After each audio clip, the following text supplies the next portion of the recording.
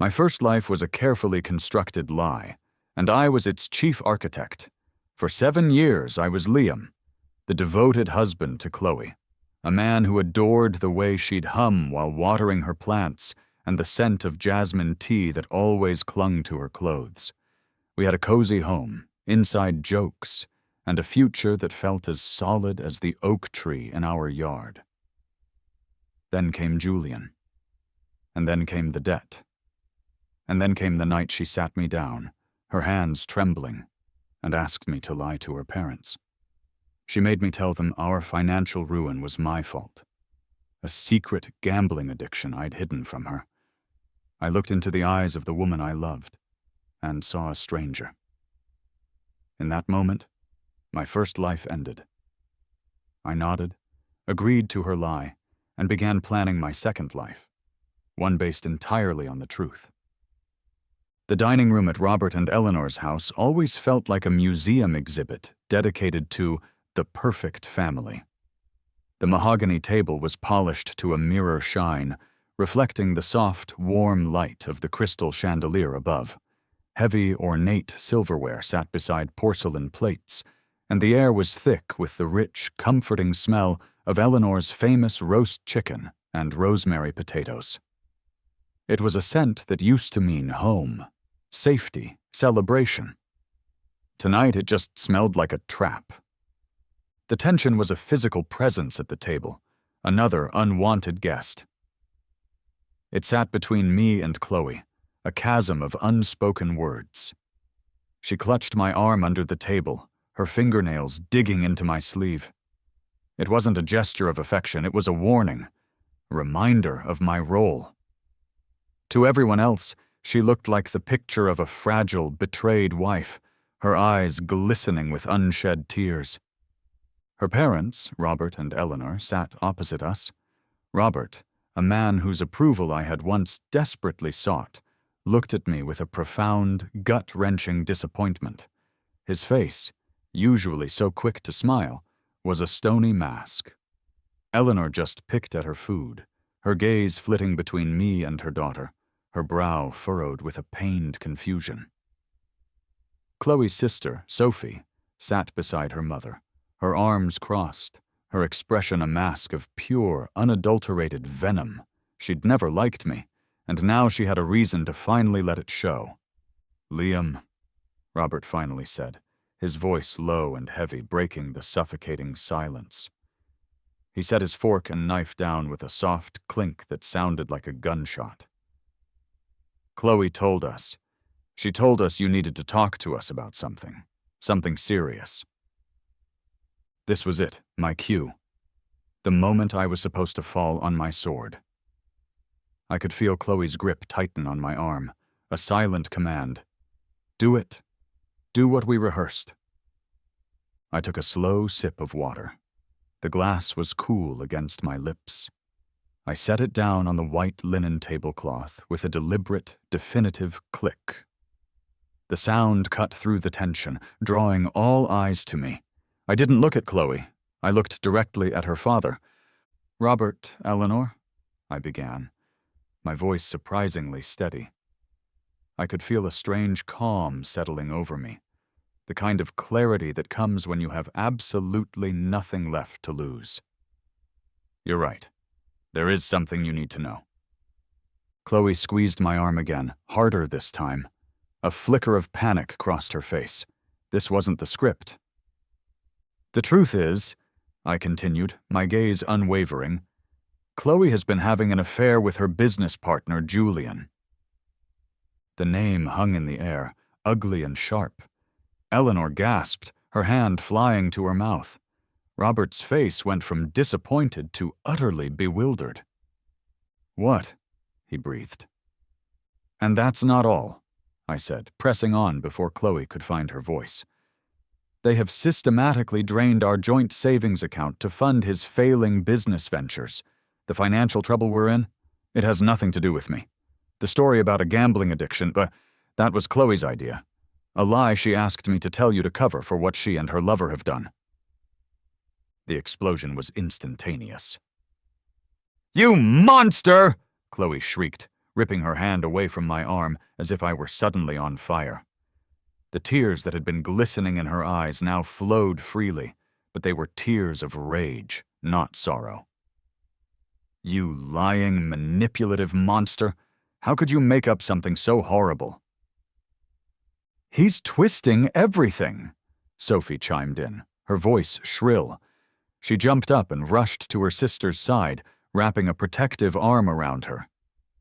"Chloe told me how controlling you've been. This is just another one of your sick games to hurt her." Robert and Eleanor were frozen, their faces pale canvases of shock.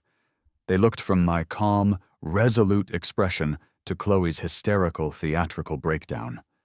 They were caught between two impossible stories, two versions of reality that could not coexist. I didn't need to say another word. The truth had been launched like a grenade into the heart of their perfect family dinner. I stood up, my chair scraping against the hardwood floor. "I think I've said everything I needed to say," I said quietly. "I'll see myself out." I walked out of the dining room, the sounds of Chloe's sobbing and Sophie's furious accusations chasing me down the hall. I didn't look back. As I pulled the heavy front door closed behind me, the cool night air felt like a baptism. The shockwaves were still radiating from that house, from the life I had just detonated. My phone buzzed in my pocket. I pulled it out and looked at the screen. A text from Chloe. "You think you've won? You just signed your own death warrant. I will ruin you." My new life smelled of fresh paint and cheap laminate flooring. I'd found a small, sterile apartment across town, a place with no memories and no personality. It was a blank slate, which was exactly what I needed. The single window looked out onto a brick wall, and my footsteps echoed in the empty rooms. I had a mattress on the floor, a folding chair, and a cardboard box for a table. It was a world away from the cozy, lived-in home I'd shared with Chloe, with its overflowing bookshelves and the scent of her jasmine tea. I let them believe I was broken. I didn't answer calls from mutual friends. I didn't fight back. I let the silence from my end be interpreted as shame and defeat. In their minds, I was the villain who had been cast out, a man with nothing left. It was a role I was more than willing to play for now. About a week later, I saw them. It was one of those cruel twists of fate. I was grabbing a coffee at a small cafe downtown, trying to feel some semblance of normalcy when they walked in. Chloe, Julian, and Sophie. They didn't see me at first. They were laughing, a loud, carefree sound that grated on my nerves. Chloe looked radiant, her head thrown back in a laugh, her hand resting casually on Julian's arm. Julian, a man with slicked-back hair and a suit that was too expensive for his actual income, looked like the cat that got the cream. Sophie was right there with them, looking smug and triumphant. Then Julian's eyes met mine across the room. The laughter died on his lips. He didn't look away. Instead, a slow, arrogant smirk spread across his face. It was a look of pure dominance, a look that said, "I have your wife. I have your money. I have your life now. And what are you going to do about it?" I felt a surge of white-hot rage, so intense it made my hands tremble. I wanted to walk over there to wipe that smirk off his face, but I didn't. I held his gaze for a single, charged moment. Then I did exactly what a defeated man would do. I looked away. I dropped my gaze to the floor, turned, and walked out of the cafe, letting my shoulders slump in a perfect imitation of despair. I could feel their eyes on my back as I retreated. They thought I was running away. They had no idea I was just getting started. That night, the next salvo arrived. A sharp knock on my apartment door made me jump. It was a legal courier, a young man who looked bored and impatient. He handed me a thick, heavy envelope and had me sign a digital pad. I closed the door and leaned against it, the envelope feeling like a lead weight in my hand. I tore it open. It was the initial divorce filing from Chloe's lawyer. a man whose name I recognized from the top of the city's most aggressive and expensive legal firms. I sank onto my folding chair and read the documents under the bare bulb of my kitchen light. The demands were breathtaking in their audacity. She wanted the house, of course. She wanted 70% of all declared assets. And she was demanding lifelong alimony, citing extreme emotional distress caused by my deceit and financial instability. But that wasn't the worst part. Tucked inside the legal jargon was a preliminary psychological evaluation, complete with a letterhead from a respected local therapist. It diagnosed me with narcissistic personality disorder, pathological lying, and manipulative tendencies. It was a character assassination on official-looking paper. I stared at it, my blood running cold. I had never seen this document before in my life. I had never met the therapist whose signature was scrawled at the bottom. How did she get that? Where did it come from? The answer, or at least part of it, came 2 days later. My phone rang, and the caller ID read Eleanor. For a foolish, fleeting second, a part of me hoped she was calling to say she'd seen through the lies. That hope died the moment I heard her voice. It was stripped of all its former warmth, as cold and sharp as a shard of ice.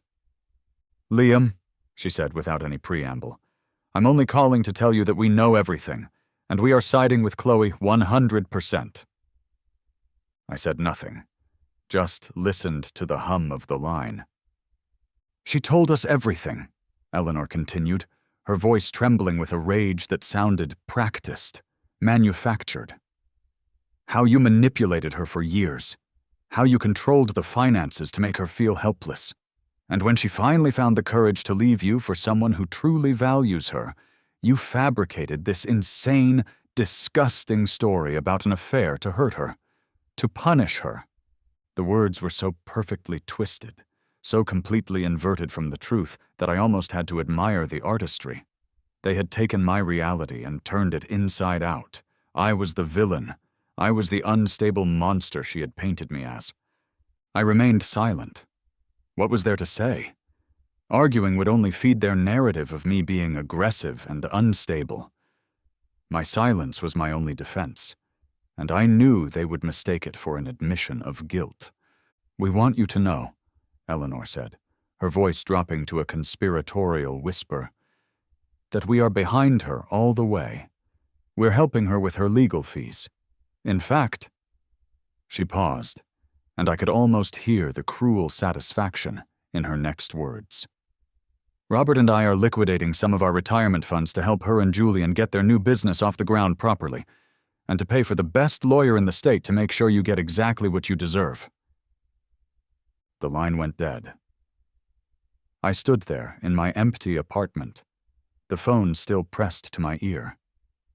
They weren't just her allies anymore. They weren't just believers in her story. They were her financiers. They were actively funding the man who was sleeping with their daughter and, unknowingly, helping him steal from them. The game had just changed. "They did it, Liam!" The voice on the phone was my lawyer, Marcus Thorne. He was a calm, methodical man in his late 50s, with a mind like a steel trap.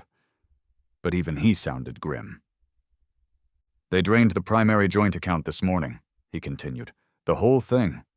All $87,000. It's gone." I slumped in my folding chair, performing for an audience of one. I ran a hand over my face, letting out a long, shaky breath.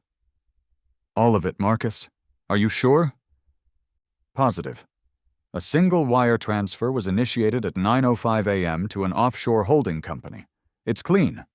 On paper, it looks like a standard business investment you both agreed to." I don't know how I'm going to fight them now," I said, my voice a convincing portrait of despair. "That was everything. That was my legal fund." "I know, Liam," Marcus said, his tone softening with sympathy. "We'll figure something out. A payment plan. We're not giving up." "Okay, Marcus. Thanks." I hung up the phone and stared at the brick wall outside my window. I let the news sit with me, imagining the scene on the other side of town. The triumphant clicks of a mouse. The celebratory toast. They thought they had crippled me. They thought they had delivered a fatal blow right at the start, taking away my ability to even put up a fight. My phone buzzed. A text from an unknown number. I opened it. It was a picture. A single, elegant bottle of Dom Perignon, condensation beading on its dark green glass, 2 flutes beside it. The caption underneath was simple and brutal. To new beginnings, C and J. They were openly mocking me, taunting me with the very money they had just stolen. I felt a cold, hard knot form in my stomach. It wasn't anger anymore. It was something colder, more patient. I saved the picture. I saved the number. Then I deleted the message. I let my silence be my response. In their minds, it would be the silence of a man who had just been checkmated. They couldn't have been more wrong. A few hours later, my phone rang again. This time it was Chloe. Her voice, when I answered, was dripping with a false, saccharine sympathy that was more insulting than the champagne picture. "Liam, hi, it's me." "I know," I said, my voice flat. "Listen, I heard about the money," she said, as if she were a third-party observer to the whole affair. "My lawyer told me the account was emptied for the investment. I'm so sorry this is all getting so messy. I never wanted it to be like this." I stayed silent, letting her talk. I feel terrible that you're in this position," she continued, her voice catching with feigned emotion. "And I want to make it easier on you. If you just agree to my initial terms, we can make this all go away quickly. No more legal fees, no more fighting. We can just be done." She wasn't just twisting the knife. She was trying to use the very injury she'd inflicted as leverage to get me to surrender. It was a masterful piece of cruelty. "I have to go, Chloe," I said, keeping my voice level. "Liam, wait. Just think about it. It's the best way forward for both of us." I hung up. The trap had been sprung. The bait had been taken. And now they were trying to nail the cage door shut, not realizing they were the ones inside. Later that night, the cheap, bare apartment was transformed. The single overhead light was off. The only illumination came from the cool, blue-white glow of my laptop screen, casting long shadows on the wall. I wasn't scrolling through job listings or reading self-help articles on how to survive a divorce. I was on a secure, encrypted video conference with a team of 3 people whose faces were displayed in small boxes on my screen. They were based in a sleek, minimalist office in Zurich, Switzerland. These weren't divorce lawyers. They were forensic accountants from a top-tier global firm, the kind of people who track the hidden assets of oligarchs and unravel complex international fraud schemes. "They took the bait," I said, my voice calm and low.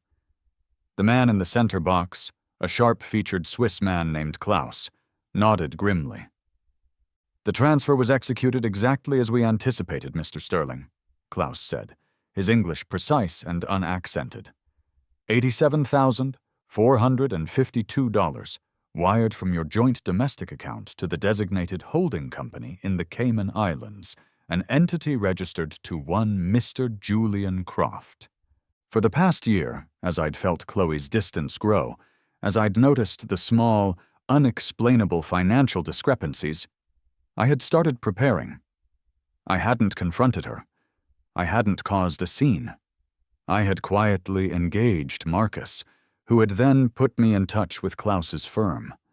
I had started my second life long before my first one officially ended.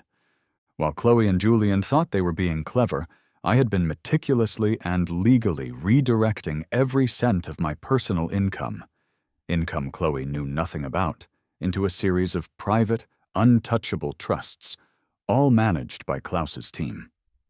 The life of a moderately successful architect was the one I had chosen, but it wasn't the one I was born into. The joint account, the one they had just plundered, was a stage. The $87,000 was a prop.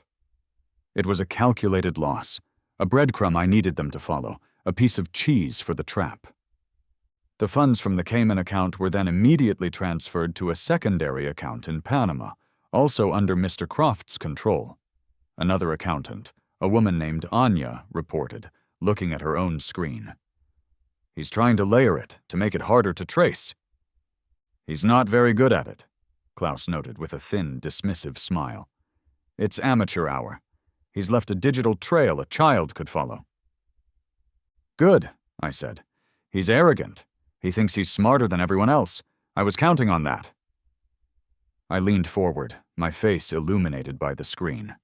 "Authorize the next phase. It's time to close the cage." Klaus nodded. "As you wish, Mr. Sterling.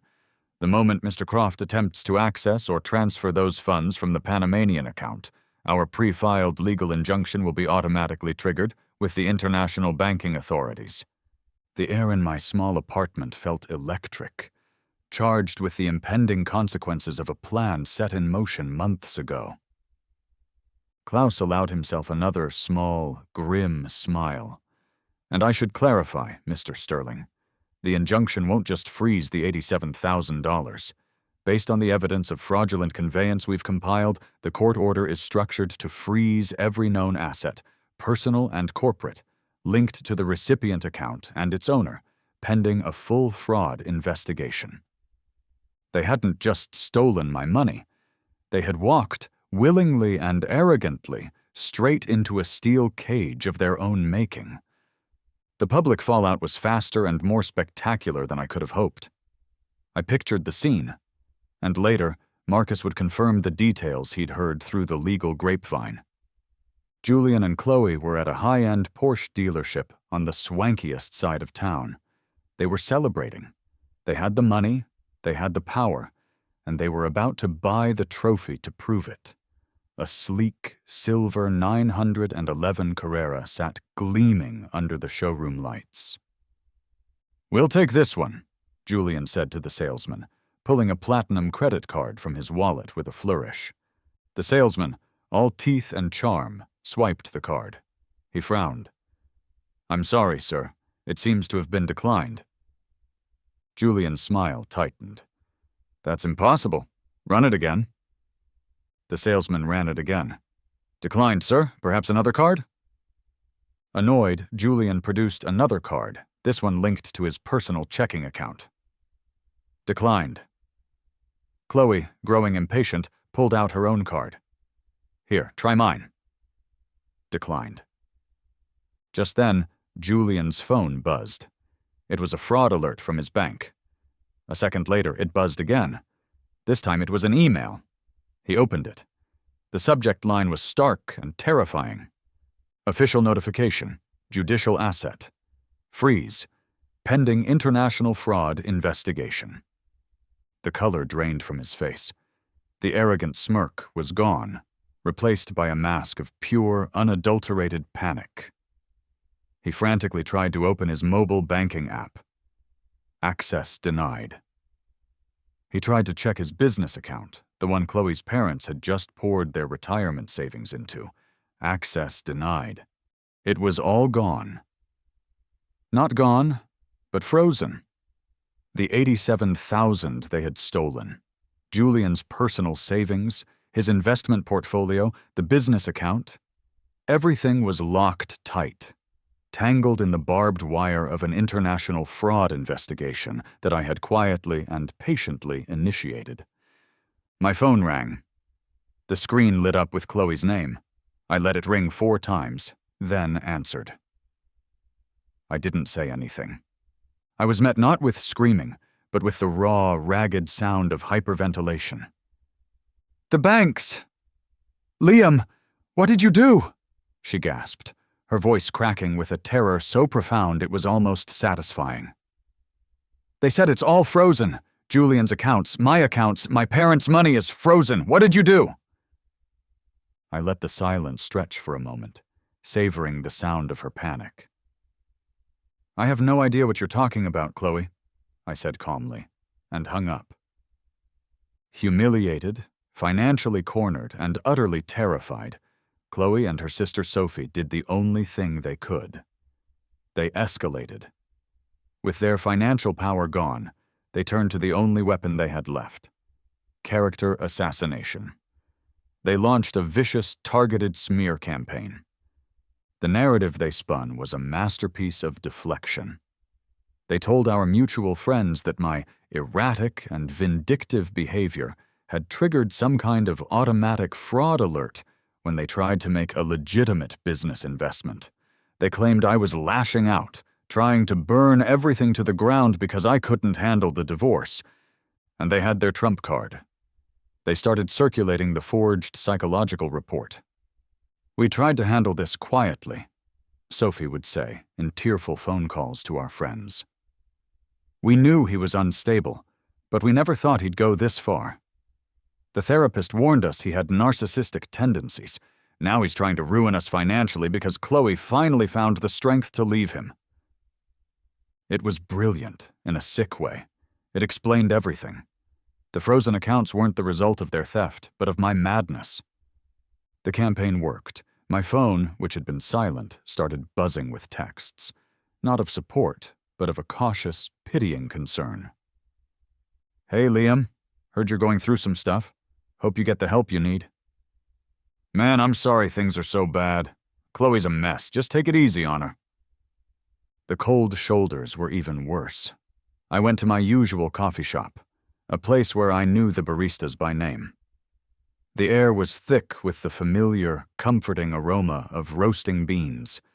I saw Mark, a guy I'd considered a close friend for 5 years, standing in line. I raised a hand to wave. He saw me, his eyes widened in panic, and he gave a tight, awkward nod before quickly turning his back to me. The message was clear. I was radioactive. I was being systematically and efficiently erased from the life we had built together. I appeared passive. I didn't defend myself. I didn't call people to set the record straight. I absorbed the blows, letting my silence be mistaken for guilt. To the outside world, their stories seemed to be confirmed by my lack of a fight. They thought they were isolating me, cutting me off from any possible support system. The campaign reached its peak a week later. I received an email from my boss, David Chen, the senior partner at the architectural firm where I worked. The subject line was "Urgent, Quick Chat." The email was brief and chillingly corporate. "Liam, hope you're doing okay. Listen, I need to have an informal chat with you sometime tomorrow. Some rather disturbing rumors have reached my desk, and while I'm sure they're just that, rumors, we need to discuss any potential impact on the firm's reputation. Let me know what time works. Best, David." They were no longer just attacking my personal life. They were coming for my livelihood. They were trying to take away the last thing I had left. I didn't schedule a meeting with my boss. I didn't even reply to his email. Instead, I went home to my sterile apartment, opened my laptop, and got to work. They thought they were playing checkers, moving their pieces around the board to corner me. They had no idea I was playing chess, and I had been setting up the board for months. I spent the evening compiling a dossier. Months ago, when I first suspected the affair, I'd done something I never thought I'd do. I'd hired a private investigator, a discreet, expensive professional named Mr. Jones, who specialized in corporate and marital infidelity. He was worth every penny. The first section of my dossier was Mr. Jones's complete file on Julian Croft. It wasn't just photos of him and Chloe at quiet restaurants or checking into hotels. It was a deep dive into his professional life. Mr. Jones had uncovered a paper trail of Julian's previous business ventures, a history of churning client investment accounts to generate commissions, of making high-risk trades with other people's money, and of leaving a string of financially ruined partners in his wake. It was all there, documented with bank statements and sworn testimony from 2 of his previous victims. The second section was the knockout punch to their smear campaign. It was a sworn, notarized affidavit from Dr. Amanda Albright, the therapist whose name Chloe had forged on the psychological report. The affidavit stated, in no uncertain terms, that Dr. Albright had never met me, had never treated me, had never even spoken to me. It declared the report a complete fabrication and a malicious forgery of her signature and professional credentials. Mr. Jones had tracked her down, and she was, to put it mildly, furious that her name was being used in a fraudulent legal document. She was more than happy to cooperate. The final section was the most personal and the most damning. It was a meticulously organized timeline of my last 6 months with Chloe. It included printouts of text messages where she talked about Julian's brilliant business mind. It had emails where she subtly suggested moving our savings into a higher yield investment that he was managing. And it had the crown jewel, a transcript of a voice recording from the night she asked me to lie. I had my phone recording in my pocket that night, a desperate, last-ditch instinct. Her voice was crystal clear, pleading with me to take the fall. "Just tell them you have a gambling problem, Liam. It's the only way they'll understand. It's the only way to protect what we have left." I printed 3 copies of the complete dossier. Each one was a perfectly aimed, evidence-packed missile, ready to be launched. I placed the first package in a courier envelope.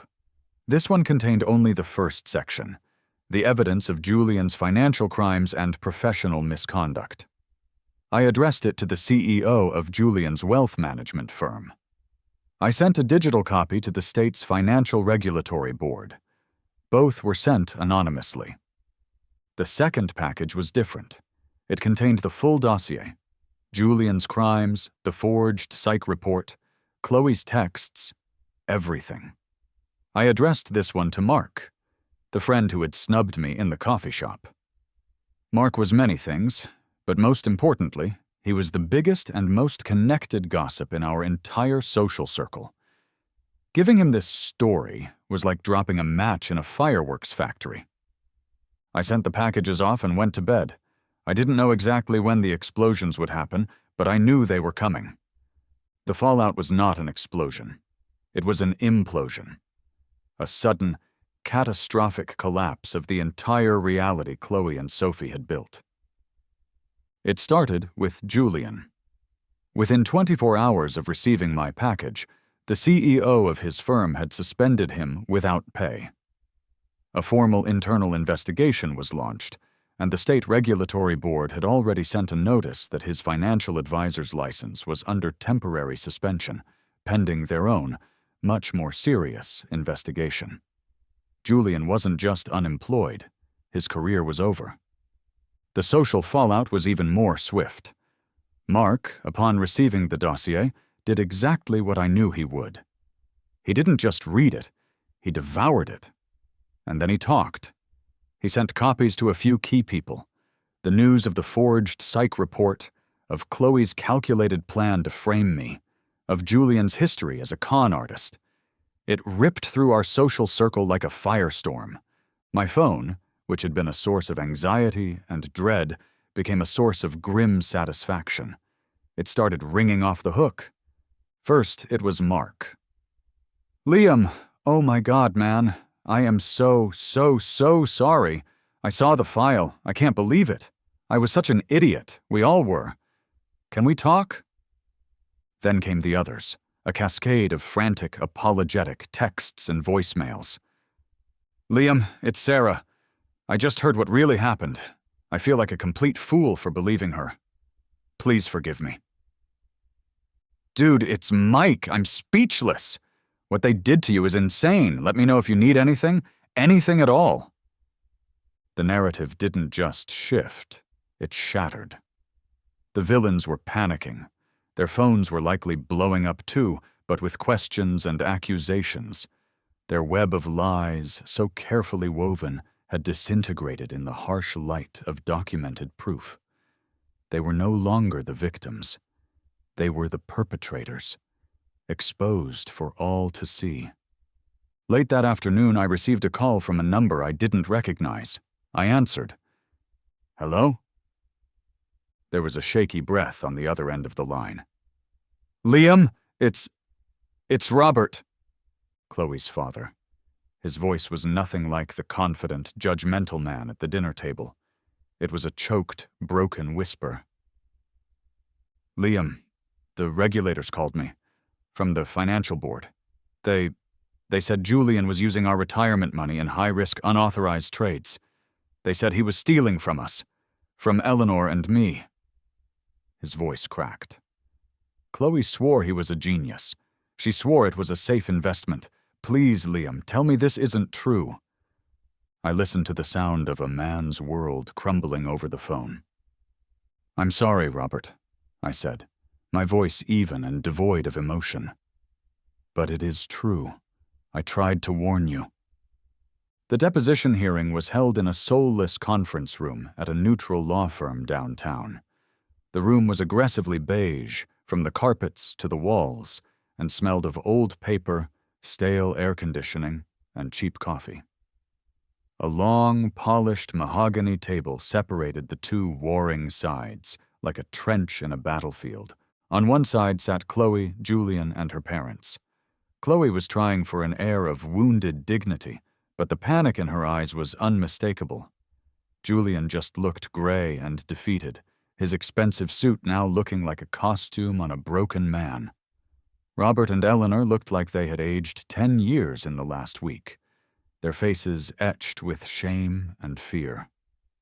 Their lawyer, a slick, overconfident man named Davies, sat at the head of their side of the table, shuffling papers with an air of supreme confidence. They still thought they knew the game we were playing. In their minds, I was a man of modest means, an architect with a small savings account they had already tried to plunder. Their strategy, it was clear, was to paint me as a vindictive, litigious ex-husband, a man punching far above his financial weight, driven mad by rejection. They believed my previous moves were just the desperate flailing of a man with nothing left to lose. Chloe caught my eye and gave me a tiny, almost imperceptible smirk. It was a flicker of her old arrogance, a sign that she still believed, even after everything, that she could somehow come out on top. They were preparing to deliver what they thought would be the final, crushing blow. I remained silent, my expression unreadable.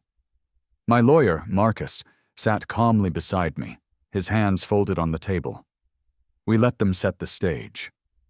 Davies cleared his throat, a sound that seemed to command the room. He leaned forward, fixing me with a condescending gaze. Mr. Sterling, he began, his voice smooth and patronizing. Let's be frank. This has gone on long enough. My clients have been through a tremendous ordeal. Given your clearly limited financial standing and your documented emotional instability, my client is prepared to offer you a final chance to walk away. He paused for dramatic effect. Sign a full and final agreement today.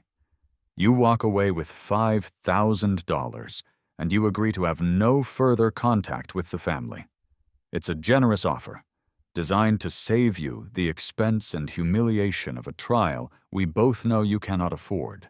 That's option A. Option B is we proceed to trial, where we will use the full extent of the law to strip you of what little you have left. The choice is yours. He leaned back in his chair, a smug look on his face. Checkmate? Marcus didn't even flinch. He let the offer hang in the stale air for a long moment. Then he gave a faint, almost imperceptible smile. He didn't respond to Davies's ultimatum. Instead, he reached into his leather briefcase and pulled out a single, heavily bound document. It was thick, at least 300 pages, bound in dark blue leather with gold lettering on the spine. He placed it on the table. It landed with a heavy, definitive thud that echoed in the silent room. The sound seemed to suck all the air out of the space. Before we respond to your generous offer, Marcus said, his voice calm and cutting through the tension. "We feel it's necessary for all parties involved to understand the true nature of my client's financial standing." He gave the heavy document a gentle push. It slid across the polished mahogany, coming to a stop directly in front of Mr. Davies. Davies scoffed, a look of annoyance on his face. "What is this? More of your client's paranoid delusions?" He picked up the document, its weight clearly surprising him. He opened it to the first page. The change was immediate and fascinating to watch. His face went slack. The smug confidence evaporated, replaced by a look of pure, uncomprehending shock. His eyes widened, scanning the page, then scanning it again as if he couldn't believe what he was reading. He looked up at me, then back at the page.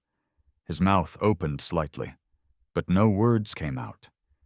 He shakily pushed the document over to Chloe. "You need to see this." Chloe, annoyed, picked it up. She read the title page. "The Sterling Foundation. Annual Statement of Assets." She frowned, then flipped to the summary page. Her eyes scanned down to the bottom line, the final number.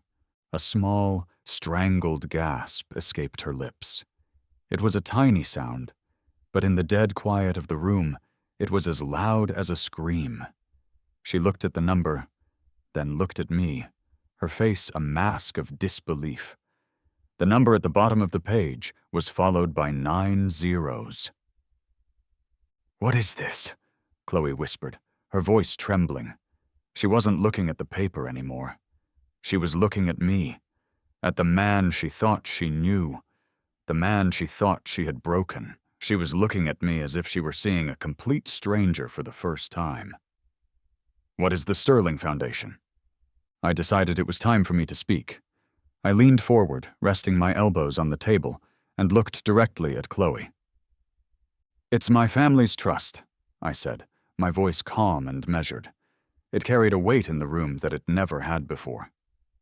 "My name isn't just Liam, it's Liam Sterling. I am the sole director and beneficiary of that foundation." The room was utterly, profoundly still. You could have heard a pin drop on the beige carpet. Julian's jaw was hanging open. Robert and Eleanor were staring at me as if I had just grown a second head. "Years ago," I continued, my gaze sweeping over all of them, "I walked away from my family's world, the world of immense generational wealth. I wanted to live a normal life. I became an architect. I wanted to build something real, on my own terms. I wanted to find someone who would love me for who I was, not for the Sterling name." My eyes landed back on Chloe. I thought I had found that. I let that hang in the air for a moment. "The house you're fighting for?" I said, my voice hardening slightly. "The one you want in the divorce? The down payment for that house came from a Sterling trust disbursement. It was a gift to me from the foundation, before we were married. It was never marital property. It's all documented right there, in that binder." Marcus, on cue, slid another, much thinner file across the table. "This is our counteroffer," he said, his voice crisp and professional. "It's quite simple. Your client, Miss Dubois, will sign a full and comprehensive non-disclosure agreement regarding Mr. Sterling's personal and financial affairs. She will walk away from this marriage with nothing. No house, no alimony, no assets. In return, we will agree not to pursue criminal charges against her and Mr. Croft for a conspiracy to commit fraud, and against Miss Dubois for the forgery of a medical document." He paused, letting the weight of the words sink in. "Or we can proceed to trial, and I assure you, I will use the full unlimited resources of the Sterling Foundation to ensure that justice is served. You have 1 hour to decide." The silence that followed was deafening. Julian, his face as pale as a ghost, made a choking sound. He pushed his chair back abruptly, the legs scraping loudly against the floor, and stumbled out of the room without a word. Chloe didn't move. She just stared at me. Her entire world, her entire greedy scheme turned to ash around her. Her expression was a horrifying, mesmerizing mix of awe, greed, and the purest terror I had ever seen. The man she had tried to swindle out of a few $1,000s could have bought and sold her entire world 1,000 times over without even noticing. After the deposition imploded, Marcus and I walked out into the lobby of the law firm. It was a cavernous space with soaring ceilings and floors of cold, polished marble that echoed every footstep. The air smelled of expensive leather, floor wax, and the faint, clean scent of rain from the storm brewing outside. Before we could reach the revolving doors, two figures hurried to intercept us. It was Robert and Eleanor. They looked utterly broken. All the pride, the judgment, the self-righteous anger was gone, replaced by a desperate, hollow shame. They looked smaller, older. "Liam," Robert began, his voice cracking. He had to stop to clear his throat. "Liam, please, wait." I stopped, turning to face them. Marcus stood silently by my side. "We were fools," Robert said, his eyes pleading. "We were so blind. She lied to us, Liam, about everything, and we let her. We believed her. We betrayed you." Eleanor was openly weeping now, dabbing at her eyes with a crumpled tissue. "We are so sorry," she whispered, her voice thick with tears. "More than we can ever say. Is there anything we can do? Anything at all to make this right?" They were begging for forgiveness, for absolution, for a way to undo the damage they had so willingly helped create. They weren't just sorry for what they did. They were terrified of the man they had wronged, the man they now knew I was. I looked at them, at these two people I had once considered my family, the people whose home had once felt like my own. I felt a profound sense of distance, as if I were looking at them through a thick pane of glass. There was no anger left, just a quiet finality. "You can tell your daughter to sign the papers," I said. My voice was not unkind, but it was devoid of all warmth, all connection. It was the voice of a businessman closing a deal. I turned and walked away, Marcus falling into step beside me. I left them standing there in the middle of the vast, empty lobby, two ghosts in the ruins of a life they had helped destroy. A few days later, I got a text from a number I didn't have saved, but I knew was hers. "Can we please meet? Just to talk. No lawyers, please, Liam." Against my better judgment, and perhaps out of a final, morbid curiosity, I agreed. We met at a neutral, empty park halfway between my apartment and what used to be our home. The sky was a uniform, melancholy gray, and the air was heavy, threatening the rain that had been holding off for days.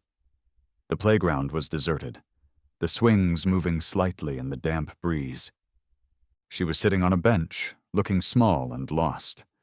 The designer clothes, the perfect hair, the confident posture, it was all gone. She was wearing simple jeans, a worn-out sweater, and no makeup. She looked thin, exhausted. It was a carefully crafted image of vulnerability. I sat on the other end of the bench, leaving a good 5 feet of space between us. She didn't rage, she didn't bargain, she cried. Softly at first, then with deep, shuddering sobs. It was a performance, I knew, but it was a convincing one. "I'm so sorry, Liam," she said, her voice raw and broken. "I'm sorry for Julian. For the lies, for the money, for everything. I don't know what happened to me." She looked up at me, her eyes red-rimmed and pleading. "I did love you. You have to believe that. A part of me still does. I got so lost. I was so scared about the future, and Julian, he made it all sound so easy. An easy way out. I was a coward." It was her final, most desperate gambit. Not the vengeful shrew, not the confident manipulator, but the penitent woman. The lost soul begging for redemption from the only man who could grant it. "Please," she whispered, her voice cracking. "Don't leave me with nothing. I'm begging you, for the man you used to be, for the love we used to have." She shifted closer, closing the distance between us. She reached out, her cold, trembling hand covering mine, her eyes, filled with tears, locked onto my own. "Can't we find a part of us that's worth saving?" I looked down at her hand on mine. I let her touch me for a single, fleeting second, a final acknowledgement of the connection we once shared. Then, I gently pulled my hand away and placed it back in my lap. I looked at her, truly looked at her, and for the first time since this whole nightmare began, I felt nothing. The searing anger was gone. The deep, aching love was gone. Even the pity I thought I might feel was absent. There was just a vast, quiet emptiness where our 7 years of life used to be. The space had been cauterized, leaving behind a smooth, unfeeling scar. "I accept your apology, Chloe," I said, and I was surprised by how calm and peaceful my own voice sounded. A tiny flicker of hope lit up her eyes. She thought she was winning. "And I hope, for your sake, that you learn from this," I continued softly. "I genuinely hope you find a way to build an honest life for yourself. You deserve that much." The hope in her eyes brightened, grew stronger. She was leaning in, ready for the reconciliation, the reprieve. "But my answer is no." The hope died instantly, extinguished as if by a switch. Her face fell. "There is nothing left to save," I said, my voice gentle but absolute. "That part of us, the part you're talking about, it's gone. You and Julian burned it to the ground. We are finished." I stood up from the bench. She just sat there, staring up at me, her mouth slightly open in shock. The first drops of rain began to fall, dark spots appearing on the pavement around us. "Sign the papers, Chloe," I said, my voice no more than a quiet statement of fact. "It's the only kindness I have left to give you." I turned and walked toward the park exit, the cool rain beginning to soak into my jacket. It felt cleansing. I didn't look back. 1 year later. The sun is a brilliant, molten orange, sinking slowly into the vast, shimmering expanse of the Pacific Ocean. I'm standing on the balcony of a house I designed and built myself. It's a minimalist masterpiece of glass, steel, and warm redwood, perched precariously and beautifully on a cliff in Big Sur.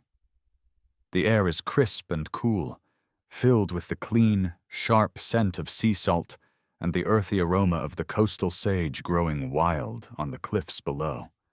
I take a deep breath, and for the first time in what feels like a lifetime, there is no tension in my shoulders, no tight, anxious knot in my stomach.